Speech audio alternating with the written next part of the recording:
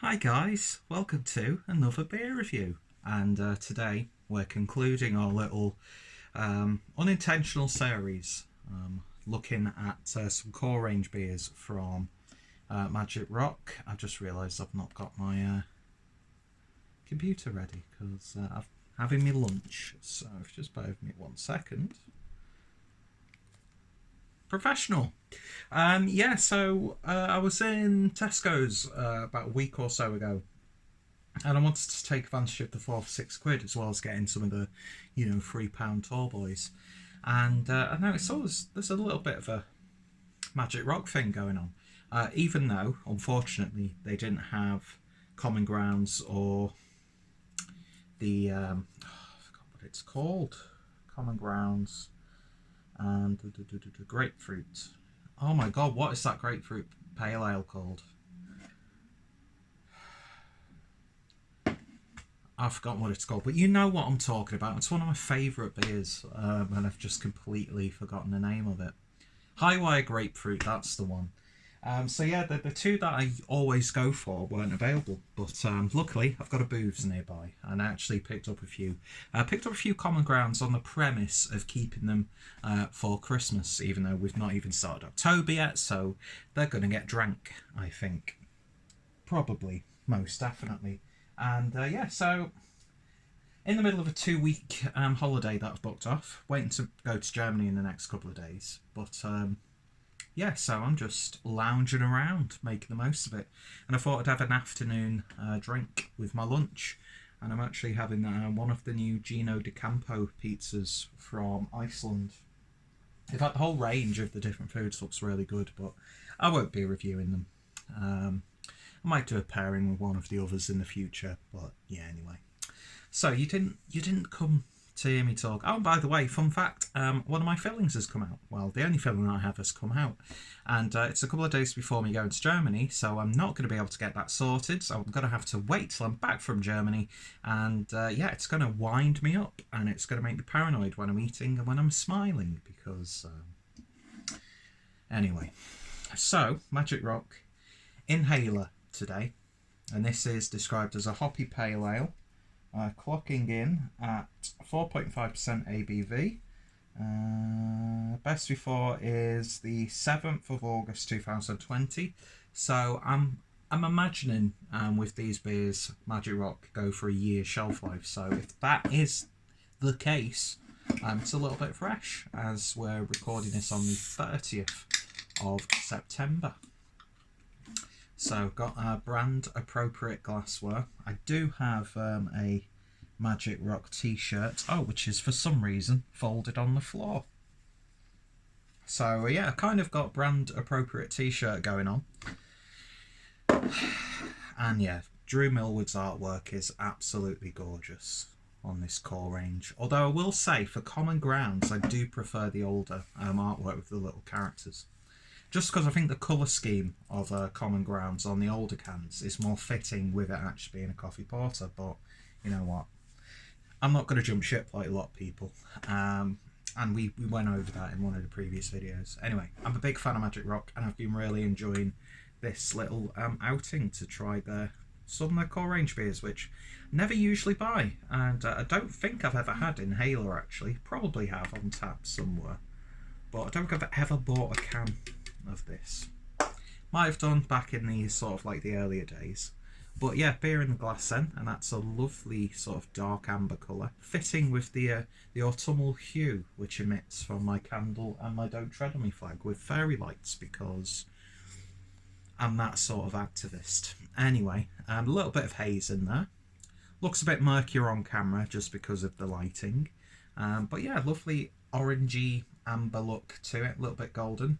But it didn't really pour off any head. And what is there sort of like slightly off-white. So let's see what we get from the nose. And it's got like those classic sherbety, resiny West Coast vibes. A little bit of lemon, blood orange, grapefruit. Loads of grapefruit on this from that hop. A little bit of biscuity, maltiness, breadiness. Slight dusting of a white pepper. But lovely resiny, piney notes coming through. It's taken me back from when I was really getting into beer, because now it's all about haze and, you know, fruity sweetness, which I'm all for, but just every now and then it's just so nice to smell a beer like this. Yeah, sticky. It's very sticky smelling, I would say. So off to a good start. So let's give it a taste. Cheers, guys.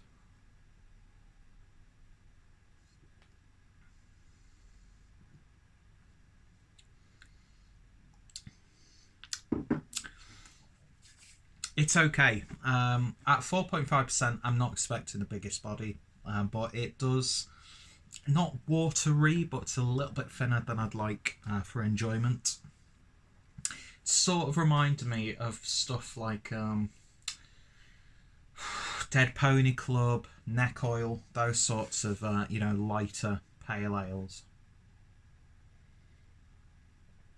If you like resiny bitterness, then you're going to really enjoy this. It's got a stickiness to it, which I do like. Big bitterness on the back end, which is, it finishes off the beer really nicely. Grapefruit, blood orange, very citrusy, I would say, in terms of its hoppy fruit flavours. A little bit of a sort of like a sourdough loaf going on as well in terms of that bready malt build. Minor gripe aside with the body, I'm not going to hold it against it because it's, you know, it's a sub 5% pale ale at the end of the day. You're not going to expect a big malt build or a big bold creamy body. I know some breweries at ABVs like this can do that, but this is just like an everyday, you know, just, we've got this recipe done to a T. We're going to consistently brew it. And yeah, I'd happily buy more of this. Don't get me wrong though, if high wire grapefruit was there, then it's 6 cans of high wire grapefruit, please. But this is just so easy drinking, so satisfying. It's going to go well with the pizza that I've got. And yeah, if you want a sessionable core range pale ale, then Magic Rock have got you sorted. It's probably been the least exciting for me personally out of the ones that I've done this week. But yeah, I still think that's a really enjoyable beer. And it's topped off. Probably one of the best and consistent core ranges in beer. No matter what style. And it is a varied, you know, playlist of styles, if that makes sense. Playlist? Why did I say playlist? Yeah, Magic Rock. This is a recent, you know, brew of a beer that they've done long before, you know, the buyout and that sort of thing. Still tasting damn good, and it's been about half a year, just under a year now since the whole thing. There's no way you can drink this and tell me that, oh, the quality's gone down, oh, it's not this, the beer's not what it used to be. I can't really put that claim out there anyway, can I? Because I haven't really tried this before, so I can't really defend if the recipe's been altered over the past few months. But it's still a hoppy, flavoursome, well, hop-forward beer.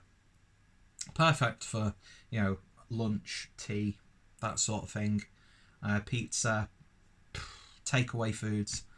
Something with maybe a little bit of spice, because I think that sweet, resiny character would work alongside that nicely.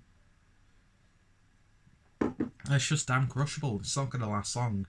I want to try and get good thumbnails, but I'm almost, you know, towards the end of the beer now, so I think I drink my beer way too fast. Doesn't matter what the ABV, doesn't matter what the style, I just drink beer way too fast. And I think that's my downfall. That's why I feel crapper than usual the next day. You know, ABVs aside, if I take my time with like a night full of Imperial Stouts, I'll feel much better if I was to go for a 4-pack of like, you know, a lager on that same night. Do you know what I mean? And it's weird, isn't it, how your body reacts sometimes. I think with me, my worst hangovers aren't necessarily the alcohol content of the beers that I drank. Of course, it's going to play a part. I think it's more the volume of beers. Because if you're having 4 half-litre cans of lager, yeah, that's a lot of liquid. That's a lot of liquid. And if you've not got food in between, or you're not, I mean, you're not gonna in between each beer drink a glass of water, are you? When you do, session on lager, that sort of thing. So I think it's more the sheer amount of alcohol that's gone in as opposed to the alcoholic content of that beer. Anyway, that's an experiment I do not want to try because I fucking hate hangovers. Shock horror. I think everyone in the world who has hangovers hates hangovers. But yeah, so Inhaler, lovely West Coast sessiony pale ale from Magic Rock. In terms of rating, I'm going to give it a 7.75 out of 10. It's been the weakest of the three this week, but I would still happily pick this over a lot of other offerings. And, as part of a 4 for £6 deal in Tesco's, and it being fresh and not just a shelf turd, you can't go wrong. You really can't. And I think the supermarkets are doing a really good job. As I said, Morrison's are now coming out with their like £2.50 price point with like an 11% wild beer. And then that Pompocello from Siren. I'm going to have to go to a Morrison's when I come back from Germany. But I just like this because I've not been able to really spend too much on beer. The only big spends I've had was like the Mikkeller Beer Club, but that's because it's one thing each month.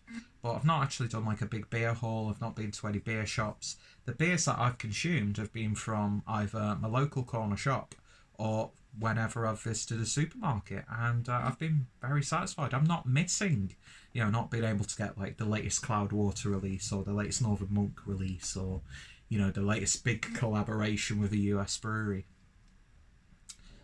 Those come around so often, but it's good to know that there's a really nice, consistent, for the most part, because I know Rob has had a few issues with oxidization with some of his supermarket offerings recently.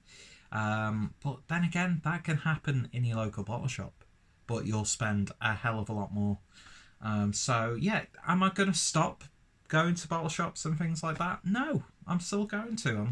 I have to pick a few things up for my trip to Germany. Will I probably go into Manchester? Yes. Will I probably spend money on beer that I can't really afford to? Yes. But at the end of the day, I know if I really am struggling, and I can stock up on Christmas beers at the supermarket. So that's a big thing for me at this point of the season. Anyway, that went on for way too long. So yeah, if you've tried this one, then let me know your thoughts, opinions down below. Are you a fan of Magic Rock? Do you think their beers have changed since the big buyout?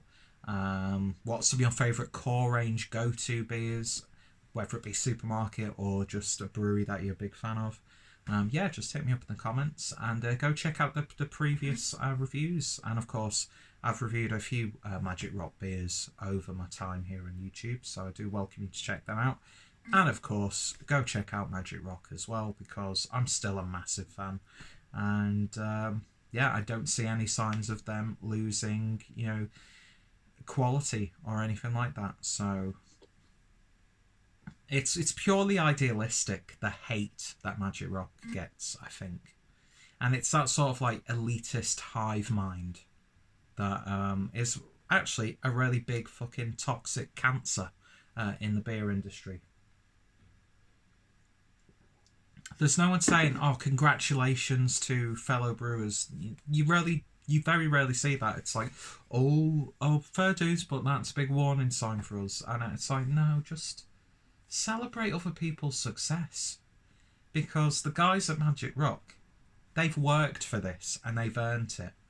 And by having some of the core everyday beers recently, which you'd think would suffer the most. I mean, look at what's happened to Bloody Hell by Beavertown. That is a shadow of its former self. That was such a mistake, reducing that ABV and putting it as a core range beer.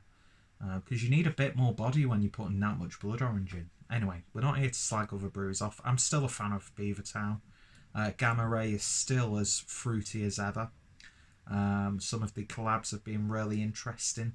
And yeah, I don't really care. As long as the beer tastes good. As long as what I've got in the glass, can, bottle, pint glass, whatever. As long as that tastes good. That's all that matters for me at the end of the day. I've nearly finished it. I've got to finish this video. Got pizza that's going cold, although pizza cold is a little bit better than fresh, although straight from a pizza oven, it's amazing. You'll never match that. Anyway, waffling on. Thank you for watching, and hopefully you'll join me next time for a potentially less tedious and long-winded review. Thanks for watching, guys, and you all take care.